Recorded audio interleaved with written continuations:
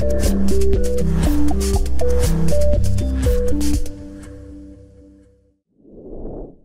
tarehe 11 mwezi wa 3 mwaka huu 2025 tumeanza zoezi la uandikishaji wa wapiga kura wapya katika wilaya ya Kusini, na zoezi limeanza vizuri.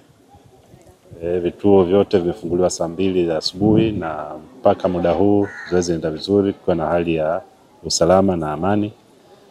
Ingawa tumekutana na baadhi tu ya vituo kumekuwa na changamoto tu ndogo ndogo, kama kituo cha Changanani tulipata kesi ambapo yupo mwananchi ambaye bahati mbaya ni wakala wa ziada, mmoja ya vyama ambavyo vimeweka mawakala, alichukua vitambulisho vya Mzanzibari vya wananchi ambao walikuwa wameenda kujiandikisha na kuwazuia wasitimize wajibu wao wa kujiandikisha.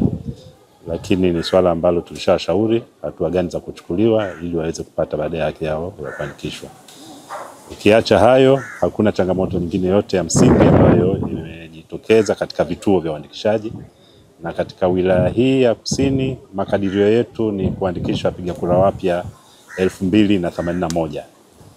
Kwa hiyo sisi wito wetu ni kwa wananchi wote kujitokeza kwa siku hizi 3 kuweza kujiandikisha katika daftari la kupiga kura, lakini vile vile tunawasihi wananchi waache kujichukulia hatua mikononi, hasa vitendo hivyo vya kutaka kuzuia wananchi wenzao wenye sifa kujiandikisha kwenda kujiandikisha.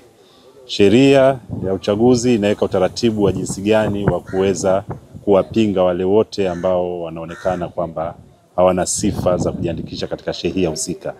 Baada ya uandikishaji, tume tutatoa daftari kwa wale wote ambao wameandikishwa.